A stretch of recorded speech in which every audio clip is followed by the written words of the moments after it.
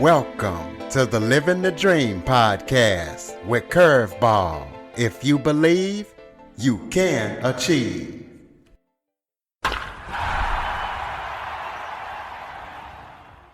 Welcome to the Living the Dream with Curveball podcast, a show where I interview guests that teach, motivate, and inspire. Today, I am joined by author David Marcus, and what we're going to be talking about is parenting in today's society. You know, we parent based off what we learned from our parents, but that might not work with today's issues. So he's going to basically be trying to tell you how to communicate with your kids better in today's time. And we're going to be talking to him about any and everything that he's going to be up to in the future. So, David, thank you so much for joining me today. Thank you for having me, Chris. I appreciate it. Why don't you start off by telling everybody a little bit about yourself? Well, I have a doctorate in clinical psychology. I've had a private practice for 40 years, specializing in families under stress. And what I've learned, of course, this is not a surprise to anybody, but poor communication is definitely part of families under stress, you know. And so I've specialized in helping parents and spouses, to communicate well with one another and what seems to get in the way of that, and especially how to communicate with their children, or how to actually develop a way of communicating with their children, because that's a skill. I tell parents that, parents often make the assumption that because their child is bright or has a good vocabulary, that they have an emotional language, and that's a bad assumption to make. And an emotional language comes through practice, typically with the parents. So the parents have to know how to promote that. I'm sure many parents out there have said to their young child, "Don't hit your brother, use your words." And I'll share a little anecdote with you, but I tell a little bit more about myself. Psychology is what I do, but music is what I love to do. Okay, just for your listeners to know, I've been playing guitar, mandolin, banjo. I play Celtic music, and I love doing that. I'm in different bands here in Cincinnati, and I do that, and that's a joy for me. I collected instruments over the years that I really love, and that's really kind of my therapy, to sit and play music and sing. It's something I really love to do. It's sort of my best way of expressing myself. So, so it's just so your audience knows I'm not just Dr. Marcus, like what that says about me. I started early in my career doing a lot of work with families under stress because the kids really needed an advocate, to tell you the truth. Court cases, custody cases, parent alienation cases, reintegration therapy. It's very difficult and very stressful work, but the kids really needed an advocate with the court. So I've taken on that work, and now that I'm 75 years old, I'm backing off from that work because it's so stressful. I'm heading toward retirement, but I did that for many, many years. And again, it really shows how poorly people can communicate with one another, and what happens over time when that occurs. So I see children, I see their parents. I never see children without seeing their parents, because I tell parents that, look, I am not the agent of change here. You are. I'm just temporary. And the idea of coming to see me is to learn the skills on how to communicate with each other and with your children. And then once you have that, the idea of coming to see me is to get rid of me. Once you have access to your children's emotionality and to each other's emotionality, you don't need me anymore. You've got the skills that you need. And that's what I've been specializing in. I've come out with a book on, it's called Parent RX, like Parent Prescription. Hopefully it'll come out within the year, where I give examples of how parents and children talk to one another. Parent says, child says, parent says, child says. And I annotated saying, this is what you're accomplishing by when you say this, or when you phrase things like that. And based on the age of the child, what you need to do. There's a lot to that, Curtis. So that's something about myself. Where would you like to go from here? Well, I would like for you to talk about best practice tips and how parents can better communicate with their kids in today's time. Okay.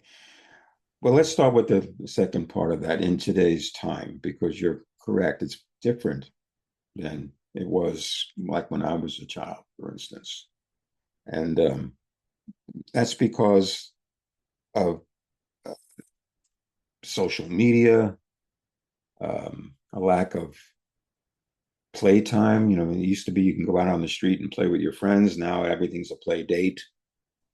Screens, children are addicted to screens. Parents bring their work home with them because you can never get away from the laptop or the cell phone. So where's your time to sit down with your children when you're working from home? Just the other pressures of financial pressures. That's why we have mostly two income families. In the old times, usually it was mom who was at home, and she would spend time with the children. Now it's very hard. It's very, very difficult.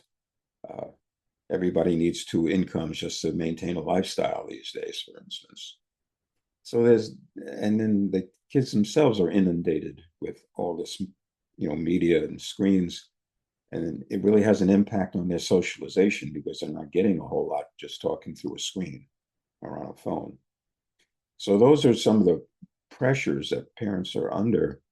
And, as you said earlier, we typically parent the way we were parented, good or ill, of course. And that doesn't really fit these days. You know, um, there's some important things to realize about how we were parented. Some of it may be cultural. The British stiff upper lip. We don't talk about emotions, for instance. Or the big fat Greek wedding where there's no boundaries with it whatsoever. Everybody talks about everything. So part of it might be sociological, but a lot of it is familial. And one of the things that I emphasize with parents, especially in high stress situations, is one of the things that children pick up from their parents is how to react to stress. All right. The process is called internalization, Curtis. It's almost like subliminal learning. It's not like somebody sits you down when you're 16 and says, this is how you're going to react to stress. No, you see how your parents do. And if your parents aggress to stress, for instance, they spank or whatever it might be, or abuse their children, the irony here is that, an abused child often becomes an abusive parent.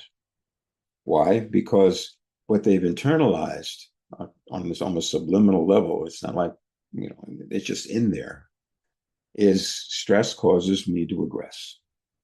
And they'll swear in all honesty that they would never do to their own children what happened to them. And yet in those moments of stress, when we regress back to those internalized responses, they hit. And this is how things get passed down from generation to generation. Now, the more positive side of that is you don't have to do that. I teach parents how to, what I go over with them, what they've internalized and what they go do when they get stressed. And we try to modify that for the sake of their children. Okay. Other things, parents, that's the obvious example, but there are things that certainly get in the way of parents communicating with their children other than the obvious, like, being aggressive. Parents try to do something called, well, we all know this phrase, make my child feel better. Well, how do we do that? Well, some parents will change the topic, redirect their children. Often what we do is we cut into what they're saying to us and say, oh, I went through that myself and this is what I did. Just do this and you'll feel all better. Well, I'll personalize this for a second and show you why it doesn't work. As adults, we typically have certain people that we turn to when we're upset or need to talk. Family and friends, but only certain people. And invariably, the people that we trust to do that are okay when we're not okay. You know, if you went up to somebody as an adult and started telling them, hey, this is what's going on, this is really hard for me, and they cut in really quickly and say, oh, here's the solution to your problem. I went through this, just do it this way, and you feel all better. Well, my guess is if it was a good friend, you'd say to them, just hear me out. Because we need to get it from in here, inside of us, to out here where we can look at it, you know? So that cuts off that process. Now, if it wasn't a good friend, what you probably do is say thank you and go find a good friend. I mean, and yet we do this with our children all the time. And the difference is you don't expect a 5 or 6-year-old to say, hey, mom, will you just shut up and listen to me? They're not going to do that. They're little, you're big. So they clam up, and parents think, okay, because they're quiet now, I think we resolved this one. And then 3 days later, something happens and the child reacts the same exact way. I thought we talked about this. No, you didn't. Okay. There's a term that I use, it's also in the book, that describes this. It's called a soothing presence. And this really relates to what you were saying earlier about today's times. Like I just explained, the people that you turn to are definitely good listeners who are okay no matter what we say, and so gives us the opportunity to talk about it, look at it ourselves, not just suggest a solution. And from that process, we can get to the part where we can start talking about a solution. But until we're emptied out, which is another term that I'll explain, it won't work. People are not ready to hear it. The person who's upset is not ready to hear it. So how do you do that? Well, the reason I use the term soothing presence rather than soothing person is for the very reason that you said earlier. Because you can try to be calm and a good listener, but if you're under financial stress, or you're fighting with your wife, or you're, when you've got trauma going on in your own life, it's very, very hard to focus on what your child's difficulty is at that moment, And you're probably in a regress place where you go back to your internalized responses, which could be not just aggression, but getting very sad, or just ignoring it, or saying I can't handle this right now, and all these different ways that we have. So this is what I try to help parents to understand. We first have to deal with what you've internalized from your own upbringing, and then create some new skills, become a soothing presence, not only for your children, but for each other, because that'll help you to be a soothing presence for your children. This is the reason why I never see children without seeing their parents. I am not the agent of change, they are. And they need to be able to, get this presence of mind as much as anything else. It's not just techniques, designing your environment so that you can soothe yourself, soothe your spouse, and soothe your children. So what would be next, Curtis? What would you want to ask me? Let's take a quick break. Okay, everybody, it's Michael E. Cullen II. And I'm Sesame and Carta from the All Too Real 2 podcast. We're passionate about movies, TV, and pretty much all things pop culture. Dive into the chaos of failed sitcoms, direct-to-video sequels, and the quirky realms of cinema and TV. Join us every Thursday for your dose of All Too Real 2 entertainment. We'll guide you through debates like whether Howard the Duck qualifies as a superhero. Ponder if Larry the Cable Guy could be the new Rock Rock or Schwarzenegger. Discover if some shows and movies should have stayed in the cutting room. Ever heard of a sitcom featuring that dictator with the funny mustache? Well, we watched it. We're dedicated to unraveling the peculiarities of pop culture, sometimes with awesome guests. So, if you're into the eccentric world of pop culture, Listen and subscribe to All Too Real 2 available wherever you find podcasts. and on Age of Radio.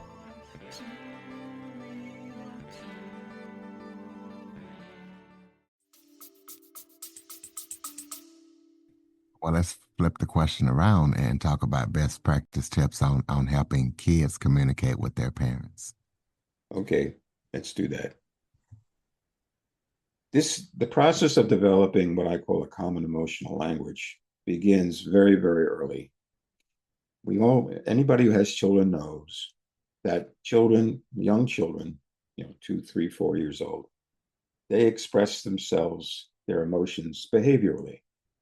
Like I said, parents are, don't hit your brother, use your words.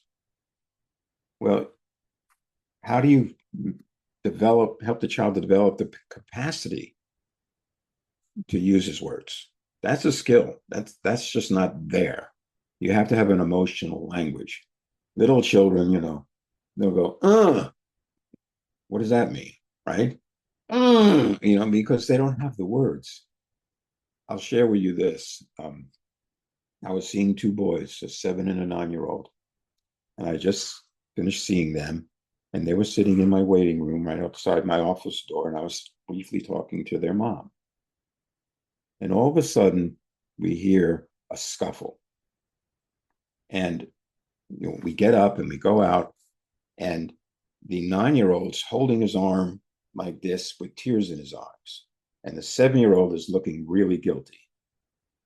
And I'm observing this because I'm a psychologist, of course. And the mom says, well, what happened? And the older boy said, he bit me. And he picked up his shirt, and he had teeth marks on his arm. And I felt really bad for the mom, because here she is in the child psychologist's office, and her kids are biting one another, So, she turned to the 7-year-old and said, I told you to use your words. And he looked at her in all innocence and said, I don't know how. And I turned to Mom and said, that's what we need to work on. He doesn't have an emotional language. How do you develop an emotional language? Well, with young children, and most therapists know this, you start perhaps with pictures, for instance, happy faces, sad faces, everything like this. And then you have them label those happy, sad, mad. And then you bring up things that perhaps the parents have brought up with you and says, well, what face are you when mommy and daddy argue? Pointing to either the angry face or the sad face or both. What word can we put to that? And besides just happy and sad, and and I'll say, okay, how angry did it make you? And with little children, I'll use my hands because they express themselves behaviorally, and I'll widen my hands this much, this much, this much, and more and more. And what amazes me, little children can touch their hands behind their back. I think it would break our back to try to do that as adults. That's how much I get angry. So I'll say, let's put a word to that, With the older children, by the way, I'll use a scale of 1 to 10. So I had one boy who was, I think he was 7. And he was old enough to use the 1 to 10 scale. And I said, okay, tell me something that happens that makes you only mad to a 1. And he went, well, when my mom makes me eat my peas. Okay. What gives you a 10? Oh, when they're fighting and I try to stop them and they yell at me. Okay. How mad is that? That's volcano mad, Dr. Marcus. I love that term, volcano mad. It was a good one. From then on in, when we talked about these things, I would ask him, was that eat your peas mad or volcano mad? And he loved that because those were his words. We can't assume that children will express their emotions the same way that we will. Okay. I developed a game to help children to do this, the young children again, because little children, especially little boys, they like to express themselves behaviorally, and they really want to show you how strong they are. It's part of self-esteem. Look how strong I am, Dr. Marcus. So I got a softball, and I had a blank wall in my office, and I invented a game called Mad Ball, and parents can do this. And I've already talked to the parents about the things that make the boy angry, for instance. I'll say, okay, Johnny, take the ball, tell me something that makes you angry, and throw the ball into the wall as hard as you want. Now, it's a soft ball, so it's not going to destroy my wall, of course, but it's a ball that makes a nice slap sound, just to give some feedback. And he'll say something, and I'll go, how mad did that make you? And he'll come up with words like I just said. Wow, that's really mad. And now it's my turn. And I will take something that the parents said and personalize it. Well, when my parents used to make me go to my room when my brother did something bad, which is something that happened to this boy, I got really mad and I throw the ball into and the boy would laugh, oh yeah, me too, Dr. Marcus. Through processes like this, process like telling stories, showing pictures of relationships, and the boy tells a story and you can see the family dynamics. And finally, they'll say, that boy is me. You have to understand that this is part of play therapy. And the purpose of play therapy is it helps children to talk in the third person. When you ask a child what's bothering you when they're young, when they repeat it to you, they re-experience it in its original intensity and they shut down. But if they can talk in the third person, like this person in the story or this person in the dollhouse or a picture they may draw, it's easier for them to express these things. And again, you're encouraging this by mirroring back what you hear and saying, is that close? Is there anything more? And you help the child to develop a language that is in common with you as the parent. Okay. This starts at an early age. And what it leads to is the child being able to feel safe to tell the parent what's bothering them, emptying this out, which is a process that I should explain to you some more. And then that before you go, that was going to be the next question, talk about the being filled up and emptied out process. Okay. So just go ahead and go into it. Let's take a quick break. It all starts with a single question. What do you think happens when we die? Every week, an anonymous caller shares their story. Some callers speak with certainty about heaven, reincarnation, or energy that never fades. Others admit they don't know. Some share stories of near-death experiences or the presence they felt with loved ones who've passed. Others talk about grief, the way loss reshapes them and changes how they see life and death. When We Die Talks isn't about answers, it's about opening space, to reflect, to feel less alone, and maybe to see things a little bit differently. I'm Zach Ansell, and this is When We Die Talks.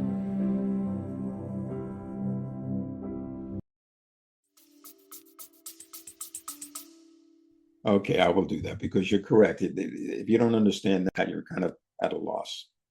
Okay, this is the explanation. What do I mean by being filled up? Well, Curtis, this is how I explain it to the parents. We all have a emotional space within us.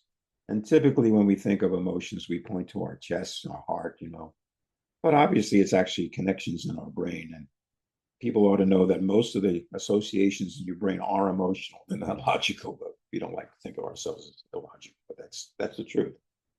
So, and this space can become filled up, and what fills it up is intense emotion, anxiety, fear, anger.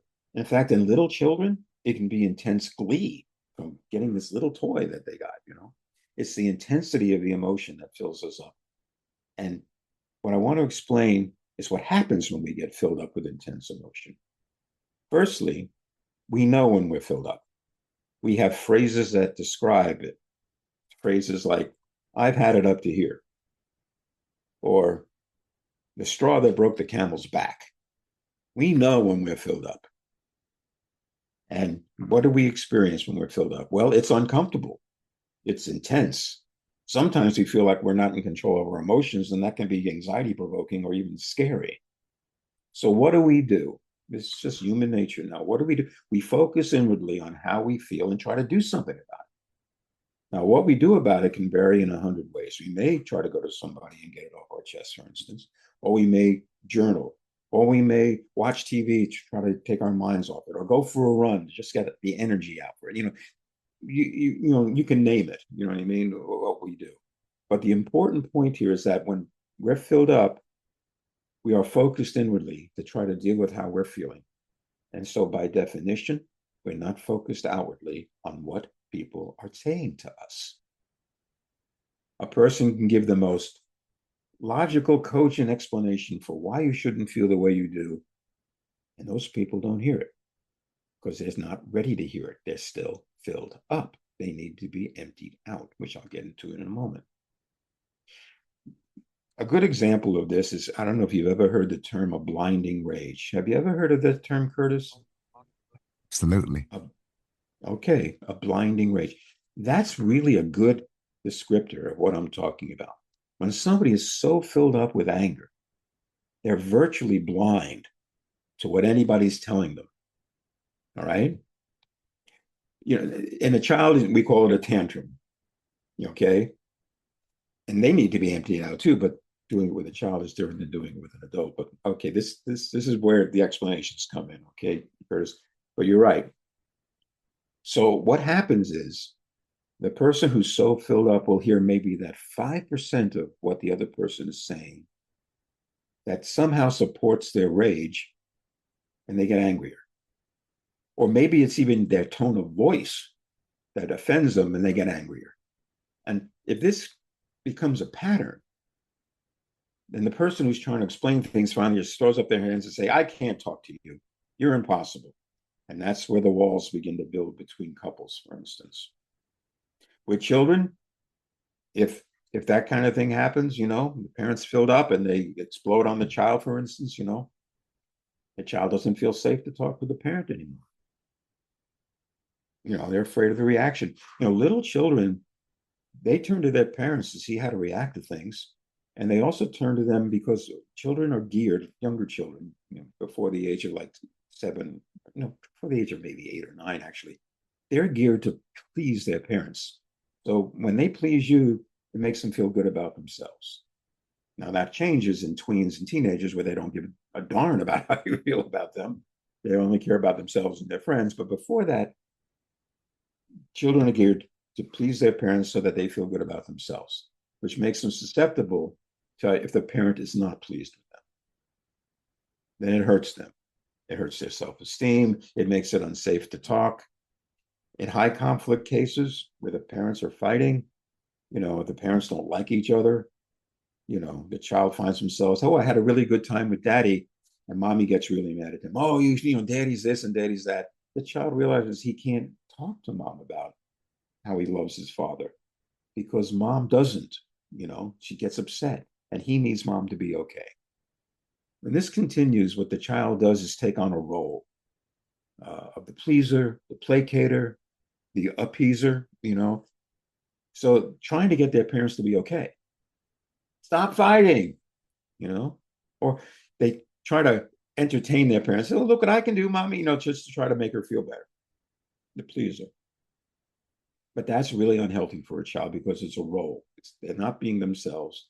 It's a role. And that role can actually continue into adulthood. Okay. And that's not a good thing. I've seen adults who have gone through that, and they describe themselves as having what's called an empty depression. They're depressed and they don't know why. It's because they never really could share themselves. They're just used to playing a role. So there's long-term consequences, but the long-term consequence of being a soothing presence is just the opposite.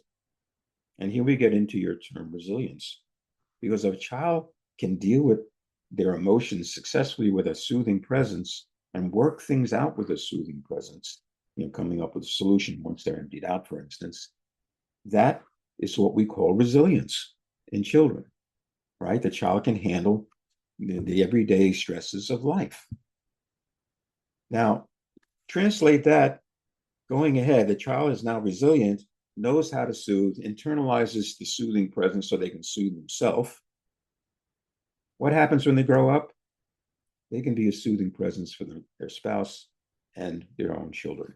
It's a wonderful legacy. All right. Now, resilience in an adult is called stress tolerance, right?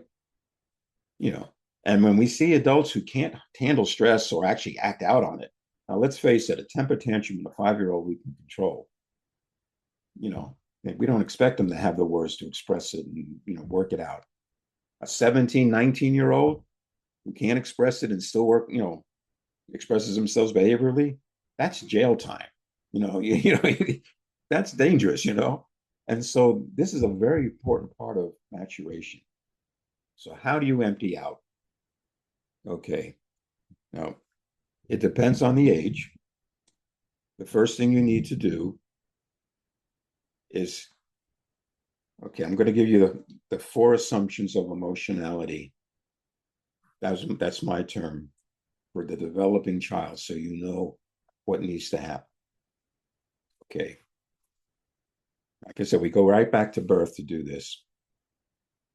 The first assumption that we make about our children, let me preface this. If any of these 4 assumptions proves to be false, the child will not develop a language. They'll say, I don't know, or change the subject. They won't tell you what's going on, or they won't be able to tell you what's going on. The first assumption is the earliest one. Does the child actually experience their emotions? This assumption is a safe assumption to make. Most children know when they're mad, when they're sad, when they're happy. Okay. It's only under conditions of extreme abuse or neglect at a very early age that a child will actually divorce themselves from their emotions. And that is very rare. I've only seen 2 children in all my 40 years of practice that was the case. And the reason was I could tell because they could not play. They could not. The world had impinged upon them so much that they had no imagination. Okay. So this is good that it's very rare, by the way, Curtis, because who I'm describing to you is Hannibal the cannibal. Somebody who can do something horrific and feel nothing. All right. In private practice, most people are more functional than that. And of course, if the parents are bringing the child, they care about the child. So that's a safe assumption that the child experiences their emotions. But this next one up the scale is, okay, the child has their emotions, but can they tolerate their emotions? Right? Now, this is not a good assumption to make. Okay. Let me ask you a quick question, which you'll probably edit out.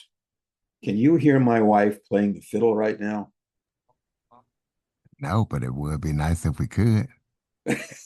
No, it wouldn't. She's just learning how to play it. As long as you can't hear it, it's okay. I'm using a unidirectional mic, but I can hear her. So the people were wondering, what is that? It's my wife practicing the fiddle. Okay, let's get back to the topic. Thank you, Curtis. So, okay. Young children experience their emotions very intensely. The temper tantrum, the glee, like I explained earlier. Why is that? 2 reasons. One is they don't have the language to get it off their chest, per se, right? Except behaviorally. But the other reason is because they don't have what I call a gray zone. And what is a gray zone? As we grow up, we have experiences that relate to what's going on in the present. And we think back to those experiences when it repeats, in the present, and say, well, this is what I did the last time. This worked, this didn't work. We have something to compare it to. Little children haven't had that opportunity yet. So they don't know what to do, And that's another reason why they're experiencing so intensely. Between not having a language and not knowing what to do, that's why. Now, as we get older, if we process these experiences with a soothing presence, I'm just using terms now. If we do this, we learn. We learn how to deal with the emotions and what to do about it, about the situation. Well, there's a common word for that. It's called wisdom. We've gained wisdom. Been there, done that, know what to do the next time. And our whole life is learning to gain wisdom. If you don't learn because you don't process these experiences because somebody's telling you what they did, or they get angry at you or defensive because you said something they didn't like, you don't gain wisdom, do you? You don't learn. And like that phrase goes, if you don't learn, you're bound to repeat the same mistake. You know. So this is a very, very important part of maturation. You know, resilience to stress management and gaining wisdom. These are the things that define us as people as far as dealing in an adult world. So emptying out. With little children, well, I have to explain. I have to finish my assumptions. I'm sorry. There's a lot to this, Curtis. I'm sorry to jump around some. Okay.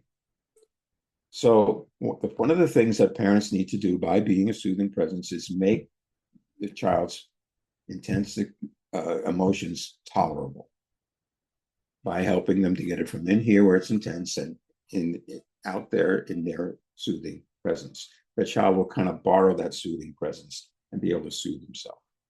Okay. So the next assumption, that they're all based on when the child has their emotions, they can tolerate their emotions. Do they have the language to express their emotions? That's another big assumption. That comes through practice. It's a skill that comes through practice, typically with the parents. All right. And I began to talk a little bit of how they develop that. The last one, and this one's big with teenagers. The child has their emotions. They can tolerate their emotions. They have a language to express it. Is it safe for me to tell how I feel to this person? All right. Now, teenagers have an exquisite sense of privacy. Most of the time, they don't want their parents to know what they're doing. Why? For a very simple reason. Their parents might say no, and they don't want to hear that. But in any case, there's lots of ways that parents make it unsafe for their children to tell them stuff. And I mentioned some by getting angry in response, by trying to make light of it, by trying to make them feel better, which cuts off they're expressing themselves, by not having the time to sit down with them, which is, again, modern times because everybody's working 24/7. You know, the screens have become the electronic babysitter, and that's no good. That's not going to help the child to develop. You know, it's just going to distract them for a while. That's all it's going to do. So the first thing I have to assess is where the child is with these 4 assumptions, and I share those with the parents because I call them assumptions because we always assume that, oh, yeah, my child has their feelings. They can tolerate them. They have language. They can be, parents say, I don't know why he doesn't talk to me. We're like, we're so close, they're kidding themselves if they don't understand how to empty out. So here's the next part of emptying out that parents need to understand. All right. It's more than just getting it off your chest. All right. Or catharsis, if you want to use the official term, or whatever it may be. Because you have to empty out people on 3 different levels. And this is, again, my own thinking on the topic.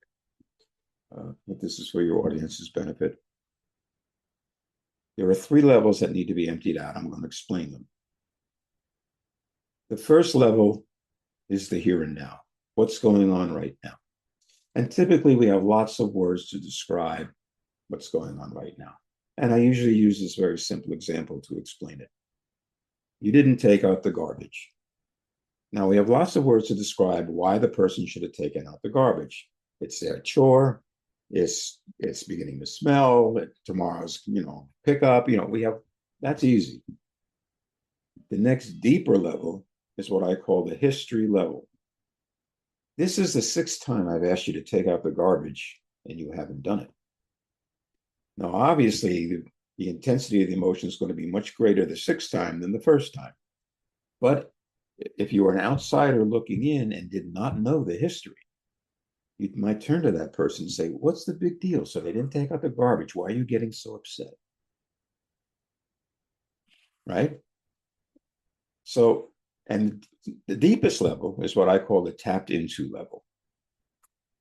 The fact that you didn't take out the garbage after I asked you 6 times to do it means you don't listen to me.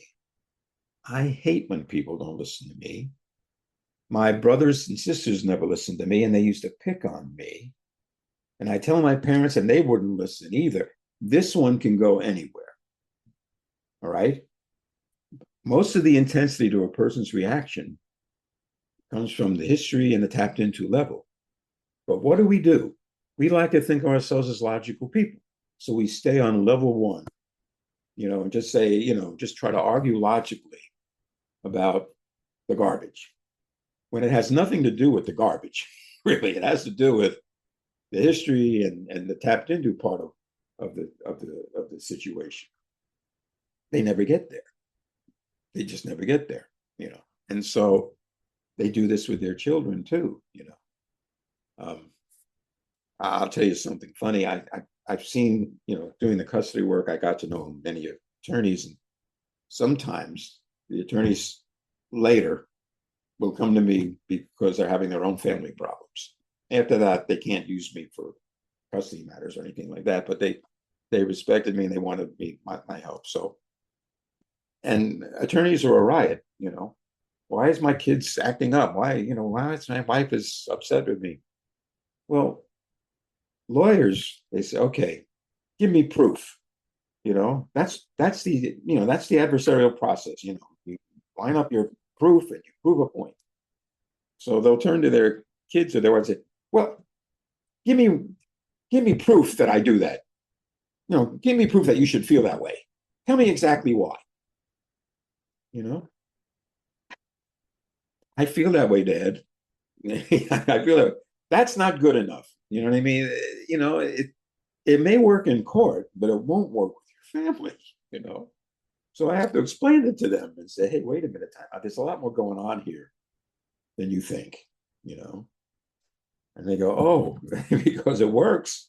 It just doesn't work with their family. Those are emotional relationships. It's not an adversarial, structured environment like the court is, So that's the funny part. So this is how the emptying out process goes. Everybody starts on the first level, of course. And how do you get to the second level? Well, sometimes people will just volunteer it. They'll say things like, well, you always do this and you never do that. Well, obviously now they're relating to previous events that are making them feel bad. Right? Tell me about when I've done it before. So you try to empty out that level. And the tapped into level, when you do that, it makes me so mad. And, and I don't know why I'm so mad and everything. Well, tell me about being mad. And from that, they start with, the garbage. If you keep listening, you'll get to where they start talking about, I've always been this mad. People don't listen to me. It makes me mad. And they get into that. You mirror back what you hear. And at the end of it, obviously this is with children or adults who have emotional language already. But at the end of it, you mirror back so they know that you're listening to them and that you're taking them seriously. And here we have another word that we use so commonly.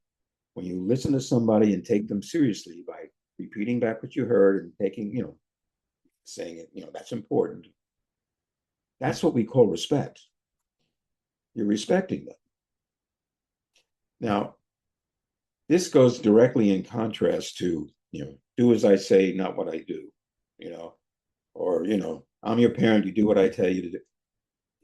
No. If you want your child to listen to you and take you seriously, you got to listen to them and take them seriously as a model. If you don't, as soon as they hit the teenage years, they're going to, shut you out.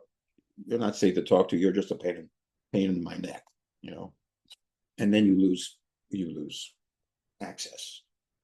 And without access, all you can do with your teenagers is react to their behavior. And that's not going to get you anywhere because adolescence is a whole other topic. But let me stick to what I'm talking about now. So if they don't come up with, you never do this, so you always do that, you can elicit it. Tell me, has that ever happened before? Or have I ever done that? Yes. And let them empty that out and mirror back what you hear. You want to get to the last level? What's it like when I do it? It makes me really mad. Tell me about the word mad. There's something very important here. Words, you know. People make an assumption. Mad to them is what mad is to me. Not so. And even if you're right, you're wrong, because the idea is you got to get them to express it to you. Because as they're telling you, they're processing it and they're understanding what's going on with them. If you just sit there and say, well, you know, give them a lecture on why they shouldn't be mad, or hey, you know, that's all right, but, you know, no, or worse yet, you give them some attitude. Well, life isn't easy. I don't know. What does that mean? It doesn't mean much, you know. All it does is cut things off, right? So anyway, you can elicit those things and you mirror back, and at the end, what then the next part of the process is the constructive part, the wisdom, which is okay. You say, do I get it? You mirror back, yeah, you get it. Now they're emptied out. And you say, based on how you see it, no wonder you feel the way you do. So you're validating their perception, but notice the qualifier. I get very specific with phrasing. Maybe you've noticed that. And that's why I put it in the book, Parent Says, Child Says, Parent Says, Child Says. The qualifier based on how you see it, because you may see it differently. You know, now, because they're emptied out, you show them respect by listening to them, taking them seriously. Now's your opportunity to say, I don't blame you for feeling it that way, but this is how I actually see it. And now they can actually hear you because they're not filled up. You've shown them respect. They think you really understand them. So the last part, after you said, well, you know, yes, I insisted you do your homework because that's my job as your parent. So, you know, the last thing is what can we do about it? Now, notice the word we. We is a merger. I'm in it with you. Not what are you going to do? What are we going to do? And if it's something like homework, then you get into what's getting in the way of you. You know, but now they can talk to you about it because they're emptied out. Well, I'd rather talk to my friends. Tell me about that. Well, it's a lot more fun than doing my math homework, undoubtedly. You know, what happens if you don't do your math homework? Well, the teacher will give me a 0. Tell me what that would be like. You don't go into lecture number 4 saying, you know, you're going to get 0s and then they'll shut you down. You know, lecture number 4, I don't need to hear it because they already know that, you know, first of all, yeah, if you don't do your homework, you're going to get a 0. So you let them, you say, what will it be like if the teacher says to you, you're getting a 0 and you're probably going to flunk this term? Well, I wouldn't like that. Why not? Well, because all my friends are, you know, they'll laugh at me, or, you know, blah, blah, blah, you know, whatever it might be. Well, what can we do about that? Well, I guess I better, you know, I don't seem to be able to set aside time for my homework. I'm always on my video games. Well, tell me about your video games. Well, I literally love my video games, you know. My favorite is this, that, or the other. And okay. Well, what can we do to get it so you can do both? And you come up with a solution. And that's where the gaining the wisdom part is. And if they say they'll do it, especially with a teenager, if they actually say, okay, that's a good idea, I think I'll do that, you have a much better chance of actually doing it than if you lecture them and say, this is what you're going to do. You know, because teenagers, they don't want to hear that. They're going through a process called individuation, which means I got to be me. So when you tell them what to do with your finger in their face, their reaction is mostly going to be, you're treating me like a child, and I don't like that. I'm going to show you you can't treat me like a child. Now we're getting into the topic of discipline, which is another hour, Curtis. We really can't get into that. All right. But the emptying out process is necessary because we get filled up, and you have to empty out on 3 different levels. With children, you have to do more work with that because they don't have the language, and you have to help them with the language. I'll get into that a little bit. With little children, sometimes you have to take guesses. My guess is it was really tough when your brother hit you. Again, I'm getting very particular with your audience. I hope this is helpful. The active words in that statement is my guess, and the word tough. Why do you say my guess? Because you're using your own words and you don't know if that's exactly how they're feeling. They may be mad at their brother or they may be really sad because their brother hit them, but you don't know that yet, you know. So you take it as a guess because the worst that can happen is that you're wrong and you take another guess. How close am I? And they'll, use their hands, or let's say on a scale of 1 to 10, how close am I? Well, I think you're only like a 3. So you take another guess. If you say, I'm sure it's this, then you got the same thing. The child's not going to sit there and say, no, you're full of it. Yeah, that's not what it is. They're little, they're not, they're just shut up. So the other word is tough. Well, we know it's tough. We just don't know how it's tough. It could be tough, sad, tough, mad, tough, frustrated, tough, anxious. We let them give us the word for tough. Tell me about the word tough. You see? And they may come up with volcano mad, or they may come up with, another one was universally sad. Universe sad. Universe, the whole solar system sad, Dr. Marcus. This was a 4-year-old little girl, cute little girl. I sat down on the floor with her and she did this. I said, really, really, really? And she turned to me and went, Dr. Marcus, your breath smells. And I laughed because I'm sitting 2 feet away from her because that's the comfort zone for a little child to sit on the floor with. But in any case, I always remembered her because that was what she said. Anyway, after talking to 6 people that day, I'm sure my breath did smell, but okay. But anyway, that's the thumbnails of what I can tell your audience as far as what they're trying to achieve. But the first thing is that soothing presence. I talk to people about lifestyle. I'll talk to them about job stress. I'll talk to them about their own history so they know where they regress to, so they can overcome some of these things and be there for each other and for their kids, right? When it gets bad enough, I do a custody evaluation and say, this one's the parent and this one's really not doing the parenting. But that's the extreme, okay? But I've had to go to court on some of this stuff because some parents, especially like narcissistic parents who are only concerned about how they feel, they really hurt their kids, And so, that's the other part of what I do in advocating for children. But most of the time, I'm advocating for children with their parents. Say, this is what your child is experiencing. This is their emotional perception. They don't feel safe to talk to you because this or that. This is what you do instead. Try it out, see if it works, And they try it and hopefully it works. And usually it takes a while because the child's saying, what are you doing? Because they're expecting something different. But eventually it can work. And I know when it's working because instead of me telling the parents, this is your child's emotional perceptions, they come to me and say, this is what I learned from my child. This is what they're perceiving. This is how they're feeling. And I'll say, time to go. You've got access. Access is influence.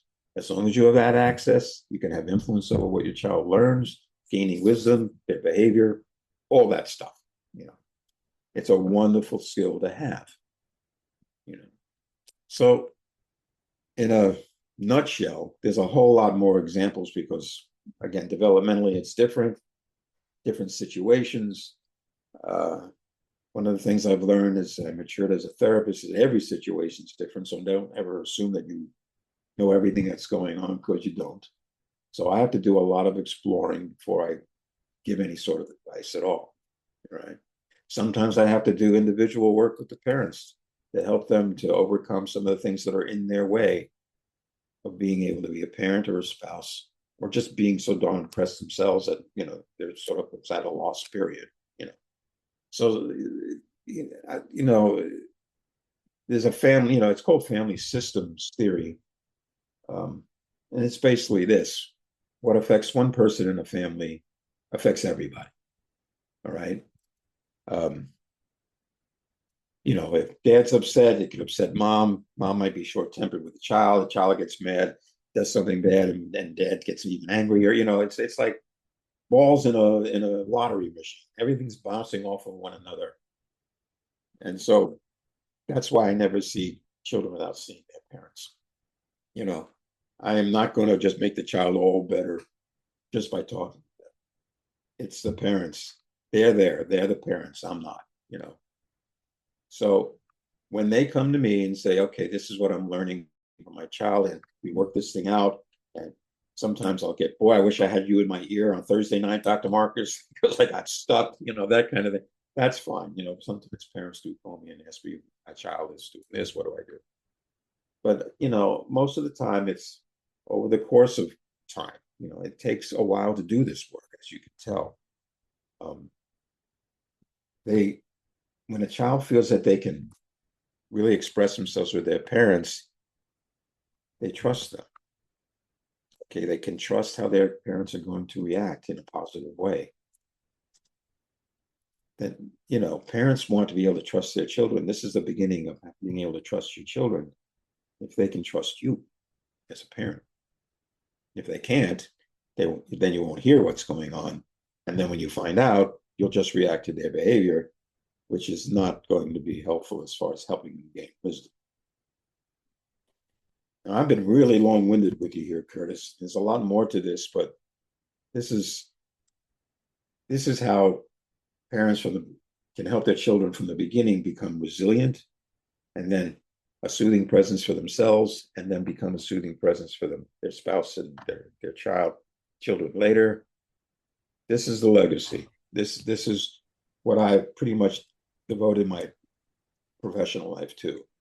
It's helping people to really connect with their children, with their significant others, and to form a lifestyle that will promote that. So it's a lot of work. There's a lot of different components to it, but that's it. Well, we got about 5 minutes left, so real quick, throw out your Okay. contact. I'm glad I could get it all in. Absolutely. Well, tell us about any upcoming projects real quick, and throw out your contact info. Right. I have a book coming out. It's called Parent Prescription. It's not out yet, hopefully within the year. But I've done a number of these podcasts. I thank you, Curtis, for having me, where I go through this type of material, and sometimes in different detail or more detail, depending on how much time you have. People can visit my website, ParentRx, ParentRx.org, ParentRx.org, or they can contact me at dsmarcus, DSMARCUS PhD at parentrx.org. The email address is on the website. They can also listen to the other podcasts. And at the very bottom, if they're interested in Celtic music, Irish music, there's actually a link to the CD I put out of Irish music if they want. So if your audience likes that kind of music, and guitars and banjos and stuff like that, their fiddles, you're welcome to listen to that as well. So anyway, thank you for having me. And I hope this is beneficial for your listeners. Absolutely. Great episode. Listeners, please be sure to follow, rate, review, share this episode to as many people as possible. We got a lot of parents out there. Follow us on your favorite podcast platform. To leave feedback or for more information on the Living the Dream with Curveball podcast, visit www.curveball337.com. Thank you for listening and supporting the show. And Dr. Marcus, thank you for all that you do, and thank you for joining me. Oh, thank you for having me. I really appreciate it, Chris. For more information on the Living the Dream with Curveball podcast, visit www.curveball337.com. Until next time, keep living the dream.